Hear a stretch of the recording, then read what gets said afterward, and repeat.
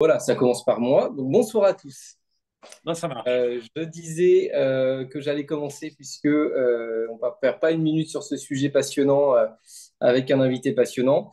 Je suis François-Xavier Kern, je suis principal dans l'Académie de Versailles et aujourd'hui, on va parler de la continuité du service public en cas de crise et avec un retour historique sur le civil courage. J'ai l'honneur d'être accompagné et le plaisir aussi d'être accompagné par Alain Boissineau, ancien recteur, membre président du Conseil supérieur des programmes. Monsieur Boissineau, vous êtes un expert reconnu du système éducatif français.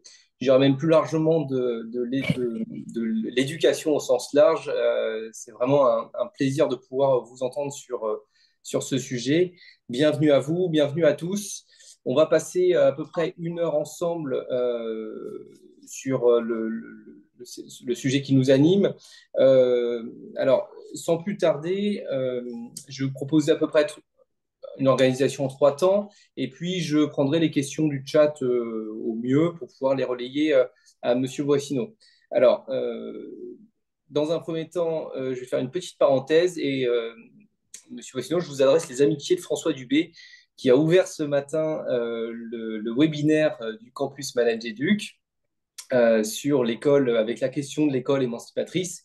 Et c'est tout un tas de questions. Je vous invite, ceux qui n'ont pas pu le voir, à aller le revoir en replay. Il y a des choses qu'on a entendues ce matin et qu'on entendra certainement par écho dans les propos que vous aurez aujourd'hui, j'en doute pas.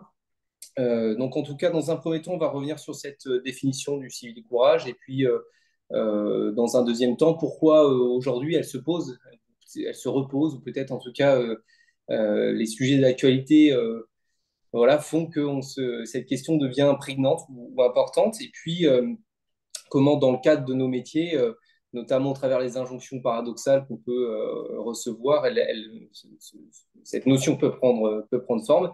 Et puis, on verra dans un dernier temps un peu quelles sont les marges de manœuvre qu'on peut avoir aujourd'hui, nous, chefs d'établissement, et pas que cadres de l'éducation nationale, dans cette école, dans cette société qui est en mouvement, dans ce moment un peu historique, un peu, vous disiez, Monsieur Boissineau, en aparté, un peu passionnant. Oui, c'est assez passionnant et on a très envie de vous entendre sur le sujet. Alors, sans plus tarder, Monsieur Boissineau, s'il vous plaît, ceci est le courage. Qu'est-ce donc?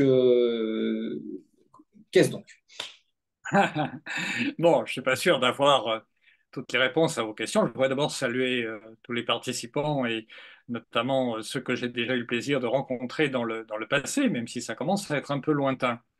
Euh, Peut-être peut-on poser le problème de la manière suivante. Euh, Tous les responsables du système éducatif, euh, tous les cadres à quelque poste que ce soit, euh, recteur, inspecteur, chef d'établissement. C'est-à-dire tous ceux qui ont une responsabilité dans la marche du système éducatif sont fondamentalement, j'en ai fait l'expérience d'innombrables fois, loyaux, attachés à la bonne marche du système et ne demandent qu'à engager toute leur énergie pour le bon fonctionnement du système.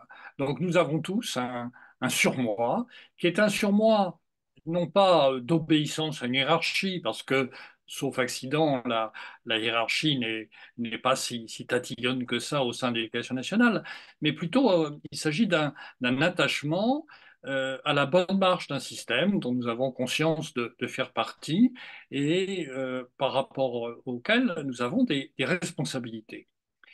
Euh, c'est d'ailleurs quelque chose qui est constitutif de la culture des cadres de l'éducation nationale, plus que des enseignants, hein, il faut le dire. C'est pour ça d'ailleurs que le passage de l'enseignement à des postes de responsabilité n'est pas toujours évident.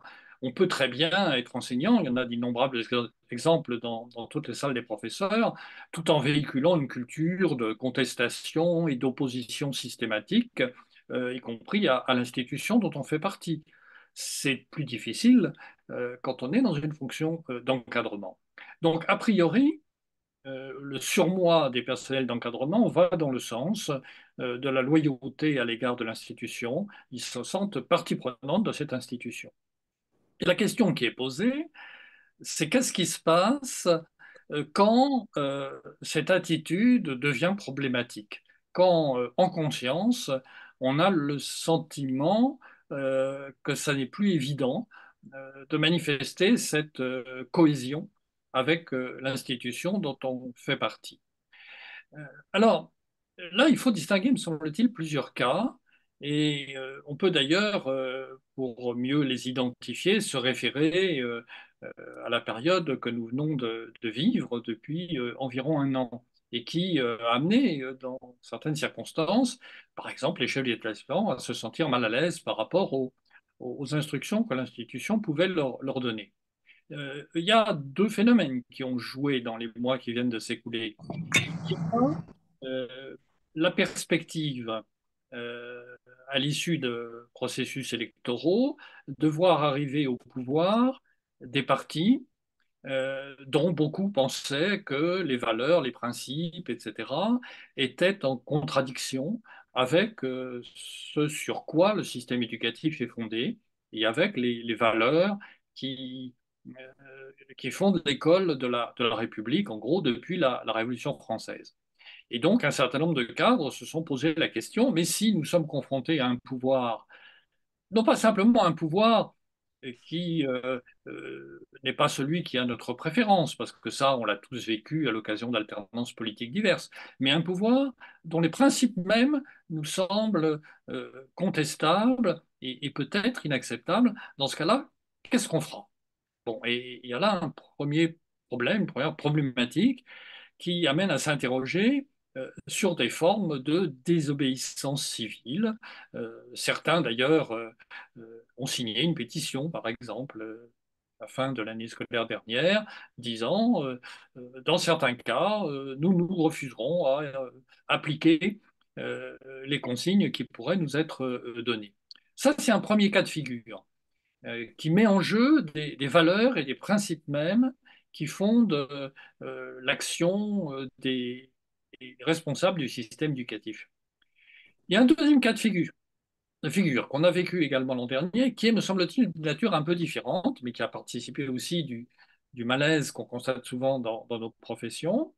C'est notamment euh, les réformes envisagées dans le cadre de ce qui s'appelait le choc des savoirs et qui consistait à mettre en place systématiquement dans les collèges des groupes qualifiés d'abord de niveau, puis ensuite, pour assouplir un petit peu les contraintes, des groupes de besoins.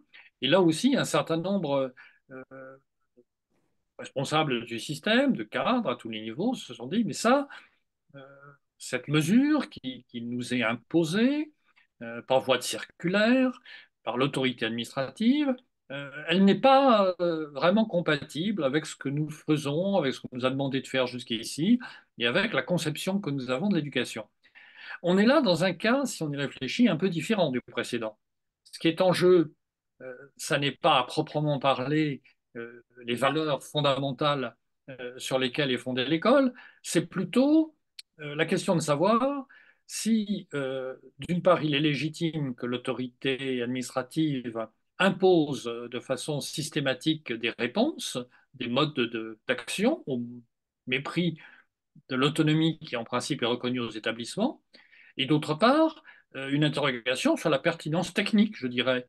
Il s'agit moins d'une contestation morale que d'une interrogation sur la pertinence technique des solutions qui sont proposées et dont beaucoup pensaient qu'elles ne correspondaient pas aux objectifs affichés d'une école aussi à la fois inclusive et efficace que possible. Donc on a deux cas différents et il me semble, ce sera ma première remarque, qu'il ne faut pas vraiment les confondre. Et ils appellent sans doute une analyse et des traitements différents. Dans le premier cas, lorsqu'il s'agit des valeurs mêmes sur lesquelles est fondée l'école, on est dans une situation qui, en principe, dans notre pays, est exceptionnelle, mais qui a connu des précédents historiques. C'est la situation dans laquelle se sont trouvés, par exemple, un certain nombre de responsables du système éducatif en 1940, au moment de l'établissement du régime de Vichy, et en particulier au moment de la législation concernant les Juifs et l'exclusion des Juifs du système éducatif. Qu'est-ce qui s'est passé à l'époque? Si on regarde avec un petit peu de recul, force est de dire que la majorité à l'époque, y compris des responsables du système éducatif, ont vu sans doute avec une certaine consternation les mesures qui ont été prises, mais n'ont pas pour autant rompu avec l'institution. Il n'y a qu'un cas qui est bien connu et qui mérite sans doute qu'on le rappelle à nouveau, c'est celui de Gustave Monod, qui était à l'époque inspecteur général et en charge de la politique scolaire du second degré auprès du recteur de Paris, et qui, à la suite d'une réunion où il avait été chargé par le ministre de défendre devant les chefs d'établissement de la région d'Île-de-France le statut des Juifs, a fait savoir au recteur et par lui au ministre qu'il se refusait à défendre de telles mesures et qu'il était dans l'incapacité d'argumenter en ce sens auprès des chefs d'établissement dont il avait la responsabilité. Bon, il a du coup évidemment été renvoyé de ses fonctions.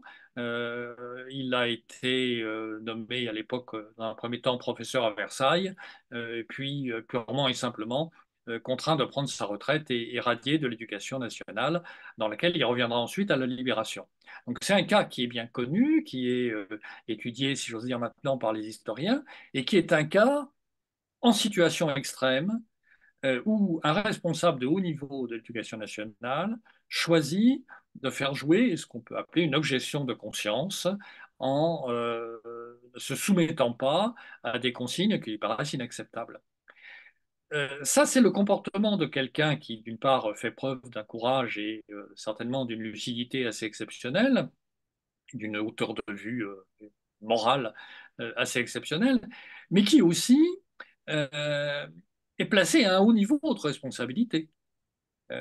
Parce que dès qu'on est à un niveau un peu moins important de responsabilité, on assiste euh, à une prise de position ou à une réaction un peu différente et bien connue, qui consiste à dire, certes, je ne suis pas d'accord avec ce qu'on me demande de faire, mais je ne suis pas l'auteur des mesures, je ne fais que les appliquer, je n'ai pas de responsabilité morale dans leur mise en œuvre. Et force est de constater qu'à l'époque, bien des responsables ont choisi de continuer à exercer dans leurs fonctions, quitte plus ou moins clandestinement à tenter d'adoucir les mesures proposées. Chacun, et je crois qu'il ne faut pas se hâter de juger les personnes, chacun dans ce domaine-là et essaie de faire au mieux avec sa conscience. Donc on est là dans des situations extrêmes sur lesquelles chacun peut réfléchir et il y a des exemples comme celui de Gustave Monod, il y en a d'autres qui sont moins voyants et peut-être moins courageux, mais là on est renvoyé à un cas de conscience finalement bien connu en philosophie politique, c'est ce que j'appellerais le mythe d'Antigone, hein, à partir de la fameuse Antigone de Sophocle, ou bien je me soumets à la loi de la cité, et dans le cas d'Antigone, ça suppose qu'elle accepte de ne pas ensevelir son frère Polynice pour obéir aux ordres du tyran de Thèbes, Créon, ou bien au nom d'une morale supérieure, au nom de valeurs qui en l'occurrence était religieuse pour Antigone, je refuse d'obéir aux lois de la cité, quitte à mettre ma propre vie en jeu, en danger. Bon, ça c'est un vieux débat. Est-ce qu'il y a des circonstances où des valeurs morales, en l'occurrence à l'époque des valeurs de type religieux, peuvent l'emporter sur la loi de la cité? Je signale simplement que ce cas de figure, célèbre depuis dans la littérature et dans la philosophie politique, est complexe à aménager. Par exemple, à l'époque contemporaine, nous nous choquons, nous nous indignons lorsque certains opposent les valeurs de leur religion aux valeurs de la République. Et au nom de la laïcité, nous disons, et je le dis et je l'assume, les valeurs de la République doivent l'emporter sur les valeurs d'une croyance religieuse. Mais est-ce que ça veut dire qu'on condamne Antigone? Vous voyez la difficulté? et je me garderai bien de donner une réponse catégorique sur ce sujet. Je crois que c'est à chacun, au nom de ses convictions morales, de trancher dans un cas comme celui-là.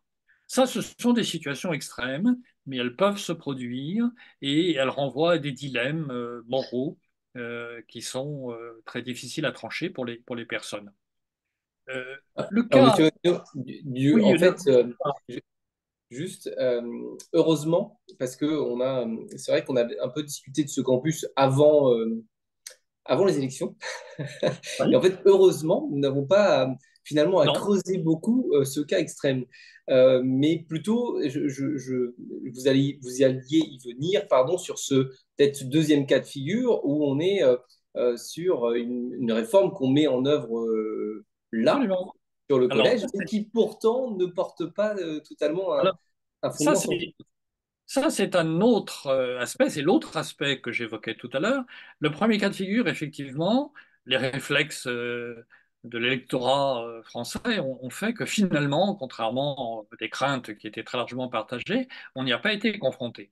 En revanche, l'autre cas de figure existe et je pense que pour beaucoup de chefs d'établissement, notamment, il est présent et continue à être présent dans leur action quotidienne.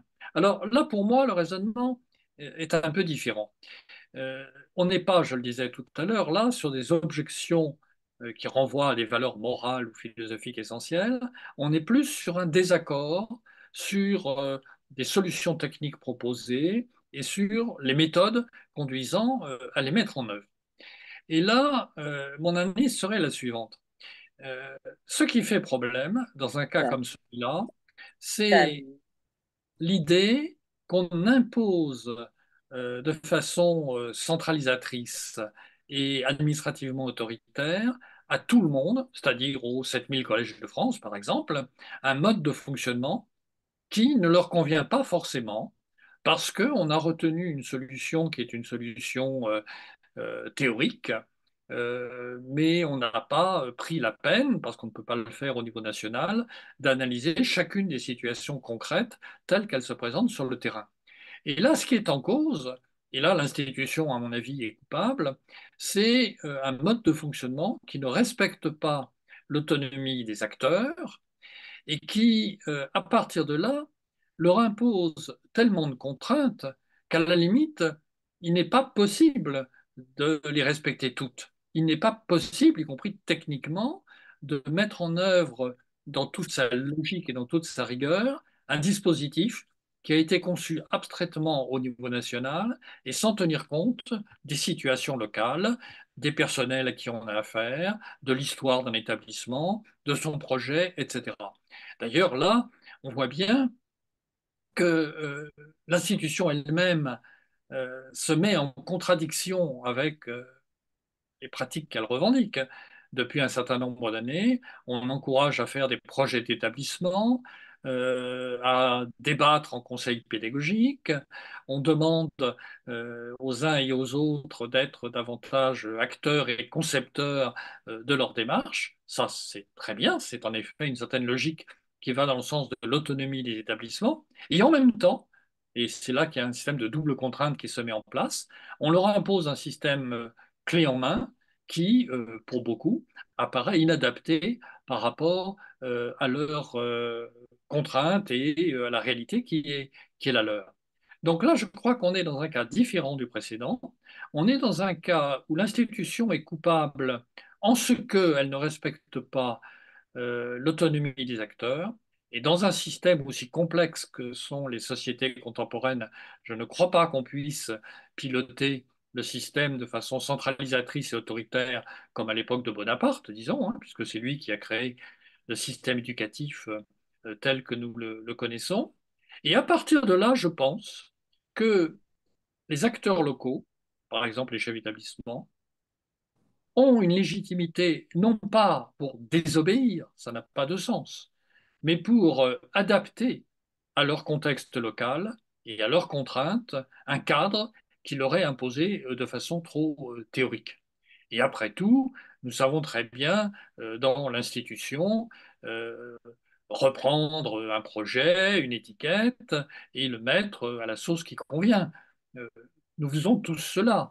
Un chef d'établissement le fait, un inspecteur d'académie le fait, et un recteur le fait. Je me souviens à une certaine époque d'avoir eu dans l'Académie de Versailles à mettre en place des internats d'excellence qui avaient été prônés par le président de la République. Eh bien, nous avons, avec beaucoup de responsables tout à fait remarquables de l'Académie, mis en place un internat d'excellence. Simplement, ça n'était peut-être pas exactement le modèle que certains avaient envisagé. Il avait été adapté aux situations que nous rencontrions et aux projets de l'Académie.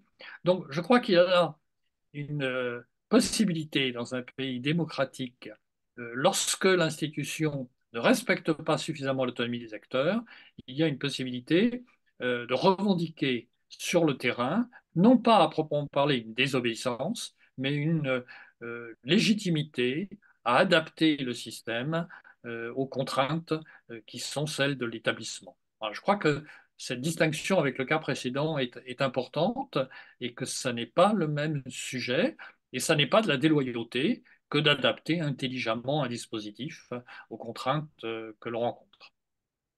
Alors, merci, M. Position. Sachant que ça m'interpelle sur justement le positionnement du chef d'établissement, parce que il y a récemment cette question qui revient sur peut-être la défiance que peuvent avoir certains cadres, plus largement des chefs d'établissement, mais sur le système ou sur les mises en œuvre, comme vous l'évoquiez.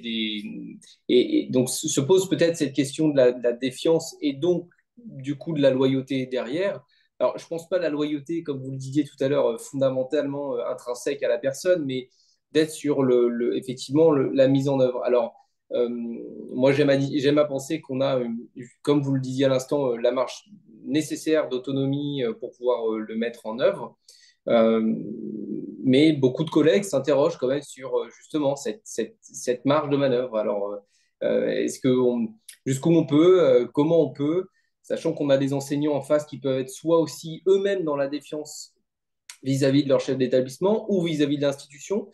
Et donc, en fait, on est dans une, alors, sans paraphraser un ancien ministre, mais sur cette question de la confiance, en fait, ou à l'inverse. Donc, peut-être sur cette notion de défiance qui peut s'instiller dans les personnels. On est dans une tension difficile, hein, effectivement. Jusqu'où peut-on aller dans la volonté d'adapter, par exemple, un dispositif? Je crois que il faut réfléchir de la façon suivante. Un chef d'établissement, comme un inspecteur d'académie, comme un recteur, il a deux faces. D'un côté, il est le représentant d'une institution avec une chaîne hiérarchique, avec un ensemble de consignes, effectivement, qu'il est chargé de relayer. Et d'un autre côté, et en même temps, il est le représentant d'une collectivité. Euh, un ensemble d'enseignants, de personnel, des parents, des interlocuteurs de l'établissement, collectivités locales, territoriales, etc. Et donc, il a à la fois ce rôle de représentant de l'État et ce rôle euh, de représentant, de porte-parole, de gestionnaire d'une collectivité sans laquelle il ne peut rien faire. Alors, il arrive en effet que la position ne soit pas très confortable. Si l'État ne lui laisse pas les marges de souplesse nécessaires, ou s'il a affaire à une collectivité, ça arrive, qui est particulièrement rigide, qui est hostile à toute souplesse ou à toute adaptation, hein, les difficultés peuvent surgir des deux côtés. C'est ce qui fait que la fonction est passionnante, mais en effet éminemment difficile, et que dans des périodes de crise, ça peut donner le sentiment d'être un peu écartelé. Moi, je plaide pour un mode de pilotage, pour un mode de management qui autorise la souplesse nécessaire pour que le système ne se bloque pas. La souplesse nécessaire, ça veut dire que la hiérarchie doit autoriser des marges d'adaptation et que le chef d'établissement doit non pas être le porte-parole syndical de la collectivité dont il a la responsabilité, mais doit être malgré tout le porteur du projet, celui qui apprécie ce qu'il est possible de faire compte tenu de ce que sont les personnels, l'environnement, la culture de son établissement. Voilà, il y a là quelque chose comme un embrayage qui doit se produire entre les deux logiques. Alors, ce n'est pas forcément une position confortable, mais elle est absolument indispensable. Et ça, c'est vrai pour tout responsable. Un recteur, c'est pareil. Le recteur, il y a à la fois le représentant du ministre dans son académie, mais il y a aussi le représentant de son académie auprès du ministre. Ça doit marcher dans les deux sens. Et pour que le système fonctionne, il faut que les deux logiques soient en état de fonctionner simultanément. Et c'est ce qu'on appelle la culture du projet, la culture de l'autonomie, même si le mot est un peu ambigu, on pourra y revenir, mais c'est indispensable pour que le système puisse fonctionner. Je me méfie euh, des tendances à un pilotage trop autoritaire, trop directif, même si la tentation peut exister parce que certains croient que c'est le moyen d'être plus efficace. Hein, et nous vivons une époque où de nombreux sondages, des enquêtes, des évaluations internationales donnent le sentiment, elles sont peut-être un peu surinterprétées d'ailleurs, mais donnent le sentiment que le système éducatif français n'est pas si efficace et performant qu'on voudrait qu'il le soit. Et certains peuvent avoir la tentation de dire que pour le rendre plus efficace, eh bien, il faut forcer la machine, il faut la piloter de façon plus énergique et plus autoritaire. Je crois que c'est une erreur. Je crois que dans les sociétés complexes qui sont les nôtres, on ne peut pas imposer des modes de fonctionnement. Il faut d'abord obtenir l'assentiment de ceux qui sont chargés de les mettre en œuvre. Beaucoup de réformateurs de l'éducation nationale l'ont dit depuis très longtemps. Je renvoie par exemple au très beau livre d'Émile Durkheim qui s'appelle L'évolution pédagogique en France, qui date, enfin, qui reprend en fait des conférences qui ont été prononcées en 1905 et qui expliquent déjà tout ça très, très clairement.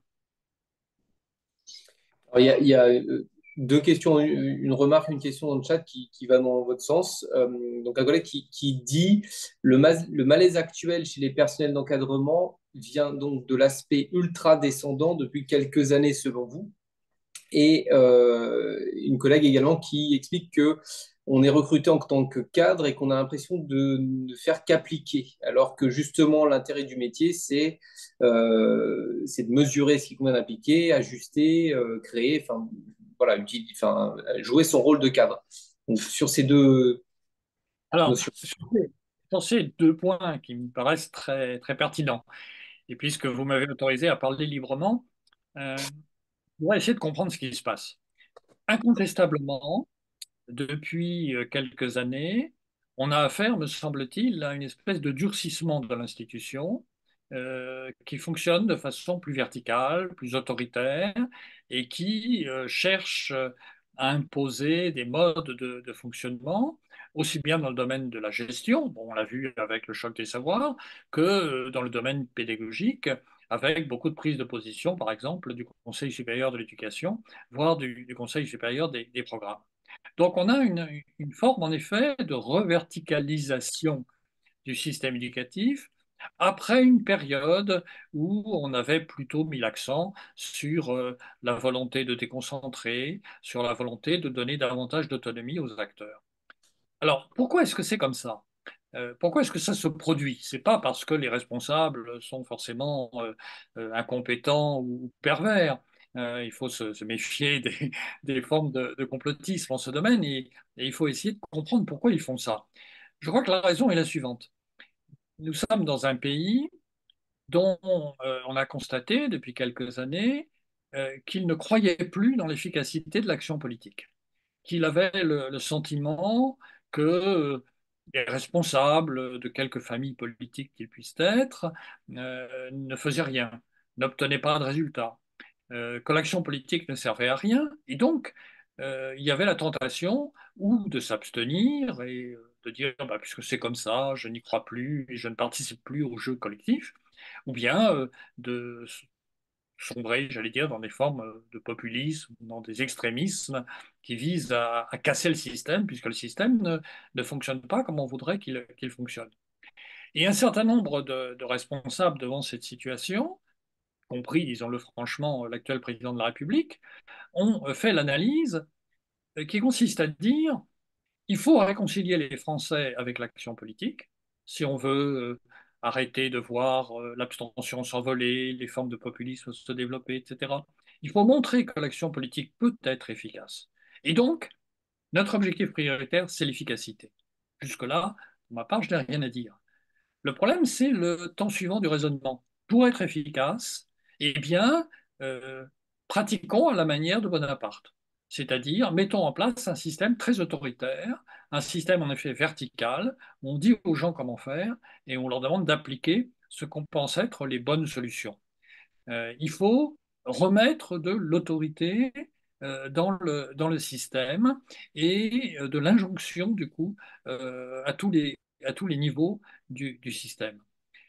Euh, je pense que cette logique, qui a pu avoir son efficacité à certaines époques, au XIXe siècle notamment, est mal adaptée à la complexité des sociétés contemporaines et que les acteurs du monde de l'éducation, en particulier les enseignants, qui sont malgré tout à un haut niveau de formation, leur personnel d'encadrement, ne sont plus prêts euh, à accepter d'être simplement les exécutants de consignes, même en admettant que ces consignes soient pertinentes. Et je crois que donc, au nom de l'efficacité, on fait l'économie, et elle est redoutable, d'une étape importante qui consiste à convaincre, à former, à prendre du temps. On veut aller vite, on veut des résultats rapides. Regardez à quel point le ministère, et c'en est un peu pathétique à mes yeux, chaque fois que dans les enquêtes internationales, il y a une progression de 0,01 point, crie victoire. Voilà, on veut essayer de montrer que ce qu'on fait produit en effet euh, des effets sur le réel. L'intention n'est pas en soi mauvaise. Le problème, c'est que la méthode est, je le crains, inadaptée aux sociétés contemporaines et ne fait finalement que nourrir une posture de contestation qui empêche le système de fonctionner dans de bonnes conditions. Alors justement, il y a, pour reprendre aussi ce qui est un peu dit dans le chat et poursuivre ce que vous dites, il y a cette question sur le terrain de la contradiction entre parfois des visions différentes, entre la vision de parents, d'enseignants, même de nous-mêmes, hein, qui peuvent pas forcément avoir la même vision, la même valeur parfois aussi sur ce que c'est que l'école, ce qu'elle doit être ou comment elle doit être. Tout le monde a un peu toujours son avis dessus. Et donc, ça reboucle un peu sur les injonctions, c'est-à-dire qu'on a à la fois les injonctions de là-haut et puis on a un terrain qui lui-même n'est pas forcément d'accord entre soi. Et donc, et on a, allez, on caricature un peu, le chef d'établissement au milieu de tout ça, qui doit faire une espèce de tambouille un peu pour essayer d'avancer avec tout le monde. Alors, peut-être comment on arrive à créer des communs, à fédérer sur des valeurs, à ramener Voilà. tout le monde peut-être dans un sens à peu près commun. Je crois que l'art de la tambouille, pour reprendre votre terme, est un art absolument essentiel. Euh, nous avons là aussi, euh, et ce qui se passe actuellement en France est de ce point de vue-là à nouveau très révélateur, nous avons une culture idéologique, politique, etc., qui n'est pas une culture du débat et du compromis, qui est une culture du rapport de force où on pense que les uns ont raison et que les autres ont tort, et que ceux dont on pense qu'ils ont raison doivent imposer leur volonté à ceux dont on considère qu'ils ont tort. Or, la réalité est toujours infiniment plus complexe. Euh, les raisons et les torts sont toujours, dans des situations aussi embrouillées que celles de la société contemporaine, sont toujours partagés et il ne peut y avoir de solution pour agir que dans l'élaboration de compromis, ce que vous appeliez tout à l'heure la tambouille. Et donc, pour un chef d'établissement, la question devient, étant donné l'histoire de mon établissement, étant donné les professeurs tels qu'ils sont et les rapports de force qui existent entre eux, étant donné les attentes des parents et des élus dans l'environnement qui est le mien, comment je peux faire ma sauce? Comment je peux construire quelque chose, un projet par exemple, bon, euh, qui ne soit pas, qui ne sera forcément pas euh, l'application pure et dure de principes intangibles, qui sera forcément construit avec des petites touches, avec une logique incrémentale, où on essaie de faire évoluer par petites mesures la situation, dans le sens qui paraît à la fois pertinent pour le chef d'établissement et acceptable par la collectivité. Mais ça, c'est une autre conception de la vie en collectivité, c'est une autre conception de la politique que celle qu'on a tendance à avoir en France, hein, où peut-être parce que les institutions et le système électoral y encouragent, on a tendance à être dans des logiques binaires, soit on a tort, soit on a raison, etc. C'est toujours plus compliqué que ça. Moi, ce que j'observe et ce que j'ai retiré de mon expérience pendant de nombreuses années, notamment dans l'Académie de Versailles, mais pas seulement, c'est que la grande chance des chefs d'établissement, et ce qui fait la beauté de leur métier, c'est qu'au niveau de l'établissement, la tambouille est beaucoup plus possible qu'au niveau national, assurément, ou qu'au niveau même académique. Plus on monte dans le système, avec les interlocuteurs syndicaux, associatifs, politiques, etc., qu'on rencontre, plus on a affaire à des discours figés, à des prises de position bloquées, et des évolutions deviennent très difficiles à réaliser. Et le niveau national cumule les facteurs de blocage qui rendent, et on le voit bien depuis quelques années, toute réforme impossible, problématique, objet de contestation incessante. En revanche, au niveau d'un établissement, entre gens qui se connaissent, qui malgré tout ont à vivre ensemble, quels que soient leurs désaccords, on arrive souvent, et les chefs d'établissement talentueux, il y en a beaucoup, il y arrive souvent, hein, on arrive à faire bouger les choses. On arrive à construire une action quotidienne. Encore faut-il effectivement que l'institution laisse les marges de manœuvre nécessaires. Et je crois que la déontologie des cadres, inspecteurs d'académie, recteurs, etc., ça doit être de respecter ce travail des chefs d'établissement, de l'accompagner, éventuellement, si telle ou telle chose ne va pas, de le suggérer, il y a moyen de le dire sans agressivité, mais en tout cas de respecter ce travail et de lui laisser le temps. Mais je pourrais citer tellement d'exemples d'établissements dont j'ai vu le fonctionnement changer du tout au tout à la suite de la nomination d'un nouveau responsable, et de façon extrêmement positive pour les élèves en termes d'orientation, en termes de mode de fonctionnement. Voilà, je crois beaucoup. On parle souvent d'effets établissement, d'effets chez l'établissement, etc. Je crois, et peut-être je suis trop optimiste, mais je crois qu'à ce niveau-là, il y a plus heureusement de marge d'action qu'il n'y en a au niveau académique et au niveau national. C'est pour ça d'ailleurs que je plaide résolument pour une déconcentration accrue du pilotage de l'éducation nationale. Alors, je vais revenir sur un petit événement qui, en fait, va faire du lien, c'est que il y a quelques années, s'est posé la question du service, de la continuité du service public, parce que malheureusement, pandémie mondiale, et on s'est retrouvé à se dire comment on fait. Et finalement, bon, on n'a pas trop mal fait. En tout cas, on a essayé tous de faire comme on pouvait, beaucoup sur le terrain, à adapter au local, à essayer d'être réactif, à essayer de se former sur de l'IA, sur tout un tas de sujets. Les professeurs ont réussi, sont soudés, parfois pas du tout, parfois un peu, parfois beaucoup, peu importe, mais il y a quand même eu une volonté massive et collective, je pense, de faire autrement autre chose. Et de mes petits yeux à moi, je trouve qu'aujourd'hui, j'ai l'impression que tout ce qu'on a réussi à mobiliser il y a quelques années, ne se maintient pas dans le temps aujourd'hui. Et j'ai toujours l'impression qu'il y a un retour, une collègue le met dans le chat aussi, en gros, voilà, c'est ce qu'on dit un petit peu depuis tout à l'heure. On a les grandes lignes, on n'en bouge pas, pas de pas à côté. Les collectifs un peu nombreux sont des petits collectifs à droite à gauche.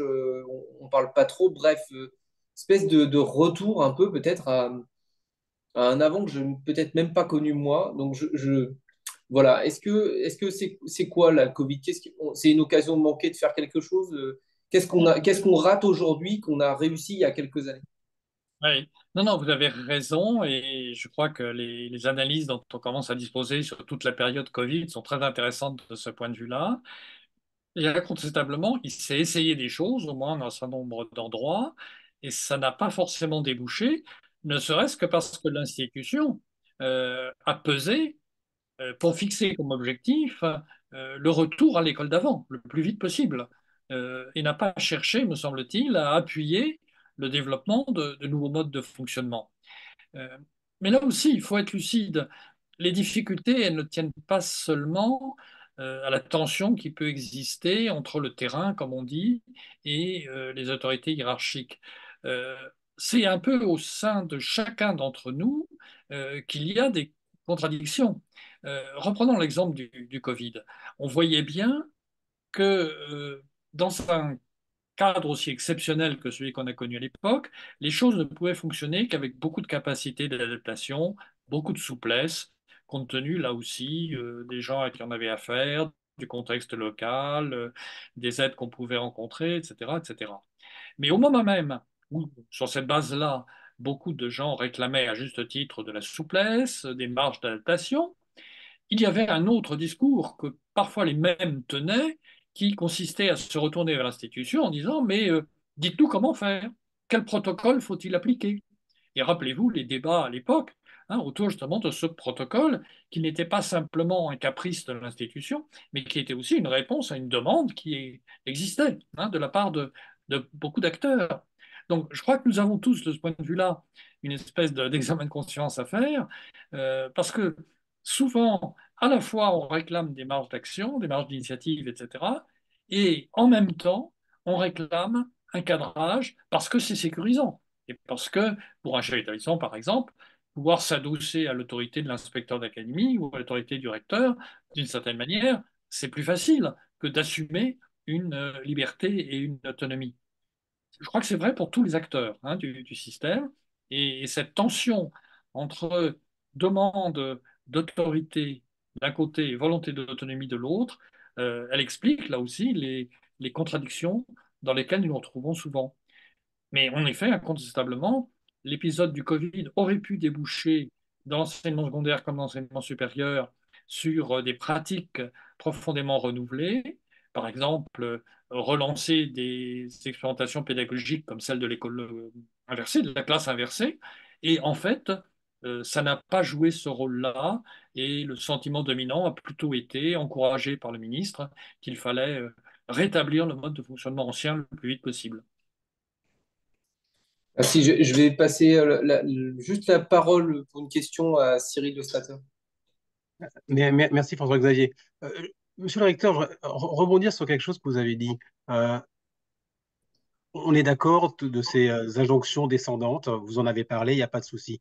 Mais est-ce que c'est pas ça qui nourrit vraiment notre inquiétude et le but de ce webinaire? J'ai un collègue qui a parlé de bureaucratie molle. Je prends un exemple. On nous a demandé, pour les remplacements de courte durée, de nous faire des remontées, de donner accès à nos bases et tout. Finalement, il n'en a rien débouché. Euh, même pas en individuel ou très peu selon les académies et les départements. Est-ce que tout, justement, n'est pas mis en place pour que le jour où il y a un gouvernement qui veut verrouiller, est-ce qu'il n'a pas tous les outils pour le faire, le jour où ils voudront vraiment rentrer là-dedans? Et c'est là où on se retrouve un petit peu gêné aux entournures et qu'on ait un certain nombre à vouloir, le terme que je vais utiliser est abominable, mais se préparer au moins se dire qu'est-ce que je ferais si jamais tout ce qui a été mis en place pour les réformes du lycée, pour plein de choses, vous connaissez tous les exemples, réforme du collège récemment, bien évidemment, vous l'avez dit, le jour où un gouvernement beaucoup plus extrémiste prend la main, il a tous les outils. N'a-t-il pas tous les outils pour justement nous verrouiller et nous confronter à nos valeurs et là, la difficulté est réelle. Je comprends votre crainte, euh, mais j'analyse la chose un peu différemment. Euh, c'est vrai que le système multiplie des procédures, des consignes, des contrôles, etc., qui, s'ils étaient appliqués dans toute leur rigueur, finiraient par prendre un aspect quelque peu totalitaire, hein, et je suis absolument d'accord avec cela. Le problème, c'est que ça ne marche pas, et tout le monde le sait. Et que le pouvoir soit un pouvoir mou ou que ce soit un pouvoir dur, de toute manière, ça ne marcherait pas. Alors, le problème, il est là. C'est-à-dire, les malheureux politiques, si j'ose dire, les malheureux ministres et tout, qui ne sont pas forcément des gens de mauvaise volonté ou de mauvaises intentions, ils sont soumis à une pression de l'opinion, des médias, etc., qui leur disent, mais enfin, par exemple, c'est scandaleux qu'il y ait tant de professeurs absents dans les classes, il faut absolument que vous mettiez en place un dispositif pour corriger ça. Le malheureux ministre, euh, il faut qu'il annonce quelque chose au journal de 20 heures, si possible le soir même. Donc, il va imaginer avec ses services une usine à gaz qui, évidemment, n'a aucune chance de fonctionner sur le terrain. Simplement, il pourra dire, voilà, j'ai pris des mesures, euh, j'ai essayé de trouver une solution, etc. Mais on s'enferme dans une espèce de double langage. Tout le monde sait que de toute manière, il y a un certain nombre de données de fond, ne serait-ce que le nombre insuffisant d'enseignants pour répondre aux besoins, qui font qu'il n'y a pas de solution miracle possible et que, quoi qu'on dise, par exemple, il y aura des absences non remplacées, il y aura des professeurs non présents dans certaines disciplines à la rentrée, là où on aurait voulu les avoir, etc., etc. Donc on est dans un jeu de double langage dont les politiques sont victimes presque autant que les acteurs de terrain. Alors tout ça est très malsain.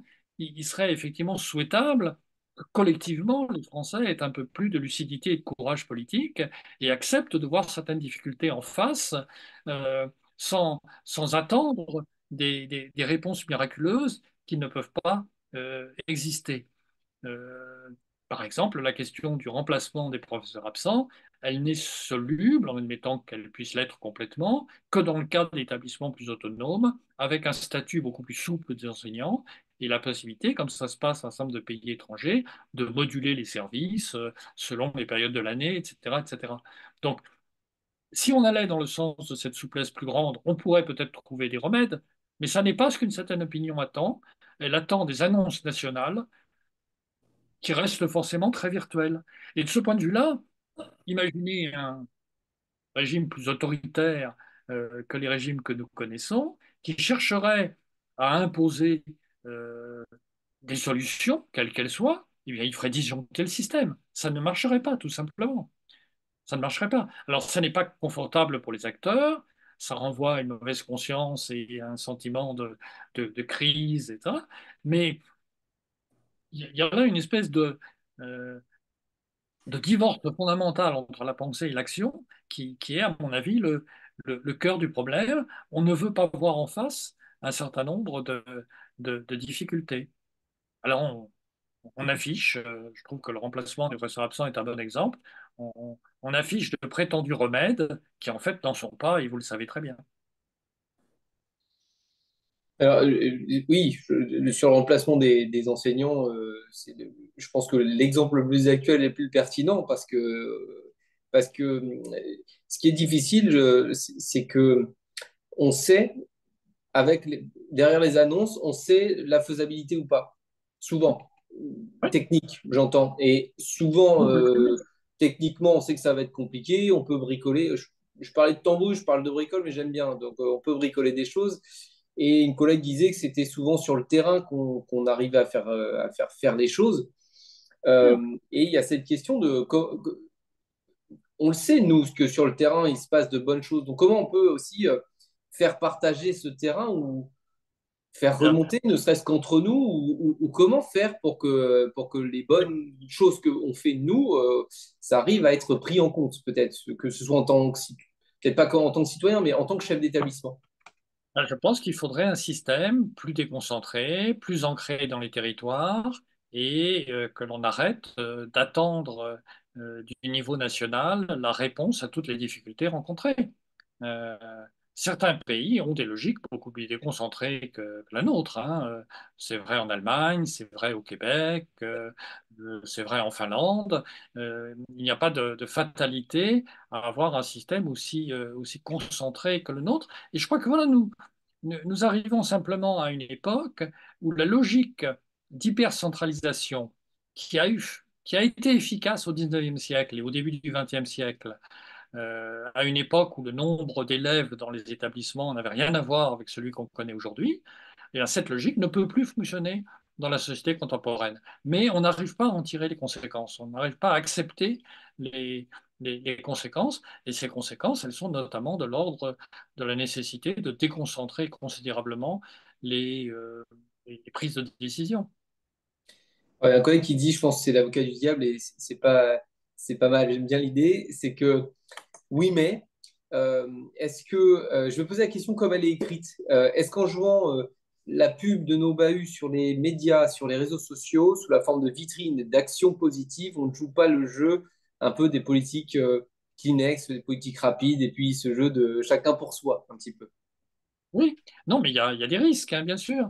Il y a des risques, mais on n'est peut-être pas obligé de euh, pratiquer de la façon la plus réductrice, hein, cette forme de déconcentration.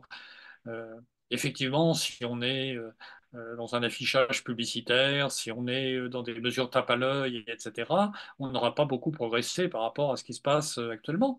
Mais la réputation d'un établissement, ça peut aussi se construire sur un travail de fond, sur les relations qu'il entretient avec son environnement, sur le regard que les élus, les parents, etc., portent sur lui. Et là, il peut se passer des choses qui sont beaucoup plus vertueuses qu'une simple stratégie publicitaire. Du coup, si je vous comprends bien, il faut déconcentrer, mais ça, c'est pas dans notre pouvoir, mais c'est l'idée. Et surtout, l'autonomie dont on dispose, il faut que véritablement on la prenne. C'est-à-dire que moi, quand je vous entends, je me dis quand même que euh, je me sens quand même un peu libre de de faire des choses, moi, dans mon environnement proche et local. Mais Euh, de mon point de vue, mais je n'ai plus d'autorité institutionnelle pour le dire, mais de mon point de vue, oui, vous êtes libre de le faire. Euh, Combien de fois, certains s'en souviennent peut-être, euh, j'ai pu dire au chef d'établissement dans l'Académie de Versailles, lors des réunions de rentrée, euh, tout ce qui est intelligent est permis. Il ne faut pas chercher systématiquement des autorisations, des règles, etc. Euh, on a parfaitement le droit de prendre des initiatives du moment qu'on a de bonnes raisons pour le faire et qu'on veille aux résultats qu'on obtient, c'est-à-dire qu'on le fait donc intelligemment, on a le droit de le faire. Et je me souviens de chefs d'établissement qui, y compris avec ma bénédiction, si j'ose dire, et celle des corps d'inspection, mettaient en place des modes de fonctionnement très dérogatoires, y compris en malmenant quelque peu les grilles horaires théoriques, et ça se faisait à la satisfaction de tous, et on obtenait souvent des résultats extrêmement intéressants de ce point de vue-là. Voilà. Donc je crois que il ne faut pas se sentir ligoté. Je pense que l'institution, de fait, sauf encore une fois quand on tombe sur des gens obtus, ça peut arriver, mais ce n'est pas la majorité des cas, l'institution laisse beaucoup plus de marge de manœuvre qu'on ne le croit souvent, et heureusement, parce que sinon le système aurait coincé depuis longtemps. Alors, il y a aussi une question qui peut se poser, je pense qu'on est tous conscients par rapport à ça, c'est justement le rapport entre la liberté qu'on peut prendre, la responsabilité qu'on peut prendre et l'évaluation qu'on peut recevoir ou recevoir ou qu'on peut subir, peu importe, ça dépend dans quel cas on se place. Et ça peut aussi poser des difficultés à agir, puisqu'on est sans cesse contraint, en train de se dire, mais si je fais ça, je suis bien vu, si je fais pas ça, je suis mal vu, si je réponds à la commande ministérielle, c'est bien, et inversement. Et donc, cette question de l'évaluation, qu'est-ce que ça peut vous évoquer, vous, par rapport Alors, à notre sujet? on parle beaucoup d'évaluation depuis quelque temps et on multiplie les évaluations dans des domaines divers, hein. Il faudrait s'interroger d'ailleurs là-dessus. Il y a un peu une obsession de l'évaluation dans le monde contemporain qui, à mes yeux, est le corollaire, en fait, des très grandes incertitudes où nous sommes. Comme on est dans un état de société où on ne sait plus ce qui est bien, ce qui est mal, ce qui est efficace, ce qui ne l'est pas, etc., on a tendance à vouloir tout évaluer pour y voir plus clair. Et il n'est pas sûr que le résultat soit toujours convaincant. On en fait tous l'expérience dans notre vie quotidienne, hein. On ne peut pas aller déjeuner dans un restaurant sans recevoir ensuite sur Internet un questionnaire d'évaluation pour vous demander si on a été content ou pas, et ainsi de suite. Donc, il y a sans doute à s'interroger sur, voilà, sur l'obsession évaluative dans la société contemporaine, qui est quelque part, à mes yeux, liée aux incertitudes où nous sommes sur la valeur de ce que nous faisons. Première remarque. Deuxième remarque, il peut y avoir une évaluation vertueuse, bien évidemment, y compris des établissements. À mon avis, il y a deux conditions essentielles, qui, je crois d'ailleurs, sont assez respectées dans la procédure qu'ont mis en place mes collègues Béatrice Gilles d'abord et puis Daniel Overlo maintenant. La première condition, euh, c'est qu'il ne peut pas y avoir d'évaluation sans une part importante d'auto-évaluation. Il faut absolument que l'établissement et ses acteurs soient impliqués dans la réflexion sur l'évaluation et ne vivent pas l'évaluation comme quelque chose qui leur tombe dessus du dehors avec une espèce de jugement à la clé. Et la deuxième remarque, c'est qu'il faut veiller à ce que l'évaluation ne signifie pas mise en concurrence des uns avec les autres. L'évaluation est assez peu signifiante à mes yeux si elle aboutit à dire que tel établissement marche mieux que tel autre, parce qu'il y a trop de facteurs en jeu. En revanche, l'évaluation est intéressante si elle permet à un établissement de se comparer par rapport à lui-même, c'est-à-dire de voir comment, au fil du temps, il améliore ou pas ses résultats, c'est-à-dire la probabilité de réussite des élèves. Et ça, c'est un travail extrêmement important et extrêmement intéressant qui doit être au cœur du projet d'établissement. Par exemple, dans l'académie de Versailles, beaucoup d'entre vous s'en souviennent peut-être, l'un des problèmes que l'on constatait, c'était un abus très systématique du redoublement. C'était dans la culture de l'académie et il y avait des taux de redoublement en troisième et surtout en seconde qui étaient très excessifs. En travaillant là-dessus avec les chefs d'établissement, on a pu faire baisser les taux de redoublement, mais évidemment, faire baisser un taux de redoublement, ça n'est pas une réussite en soi. Il faut s'assurer que ça ne se traduit pas dans les années suivantes par des résultats moins bons des élèves. Et donc, il y a tout un travail à faire pour vérifier que si on baisse en fin de troisième le taux de redoublement de 10%, ça n'empêche pas d'avoir des résultats en fin de seconde et ensuite, par exemple, au baccalauréat, de même qualité qu'auparavant. Eh bien, ça, c'est une pratique de l'évaluation qui est mobilisatrice et qui est constructive, et ça permet à un établissement de comprendre mieux les résultats qu'il obtient et éventuellement de dégager des marges de progrès. Voilà, donc je crois une part importante d'auto-évaluation, et l'idée que l'évaluation, c'est d'abord par rapport à soi-même pour faire mieux, pour progresser, et pas par rapport aux autres pour entrer dans une logique de parade. Merci beaucoup, Monsieur Boissineau. Je vais retenir trois mots peut-être. On est autonome, on se fait confiance et on développe la culture de l'établissement. C'est un peu ce que j'ai envie de retenir tout ça pour se prémunir notamment peut-être des nuages noirs. Oui, oui. Non, non, mais je pense qu'en effet, c'est ça qu'il faut viser. Et c'est ça d'ailleurs qu'ont visé les grands réformateurs de l'éducation nationale depuis très longtemps. Hein. Quand on prend Ferdinand Buisson, quand on prend Jules Simon, quand on prend Jean Zay, quand on prend Alain Savary, etc. C'est cette logique-là qui, à mon avis, est la logique vertueuse pour avoir une éducation nationale à la fois plus pacifiée qu'elle n'est aujourd'hui et efficace. Merci beaucoup. On arrive au terme de ce webinaire de cette heure ensemble. Il y a encore des milliards de choses qu'on pourrait échanger. Je vous remercie infiniment, Monsieur Voissino, de tous ces éclairages et de tout ce que vous avez pu nous apporter aujourd'hui. Je vais clôturer en disant à tout le monde que bah, tout ce qui vient d'être dit, finalement, c'est un peu ce que Manageduc essaie de faire. C'est ça, c'est d'essayer d'avoir un collectif humain qui fonctionne ensemble. Merci à tous d'avoir participé à ce webinaire. Il y a dans le chat tous les merci et je vous les retransmets, M. Voissino également. Le campus se poursuit, c'est demain 9 heures, mais je crois que Annabelle va peut-être nous faire un petit mot. Vous avez encore une journée complète avec tout un tas de sujets. Merci à Cyril aussi de m'avoir accompagné sur ce webinaire, Annabelle. Merci à tous. Monsieur Boissino, si vous voulez le mot de la fin, je vous le laisse. Et puis, je vous souhaite une bonne soirée à tous et vivement demain pour d'autres aventures. Écoutez, le mot de la fin provisoire, ça sera de vous souhaiter très chaleureusement une bonne rentrée à tous et bon courage pour l'année à venir. Merci beaucoup, Monsieur Boissino. Au revoir à tous. Bonne soirée.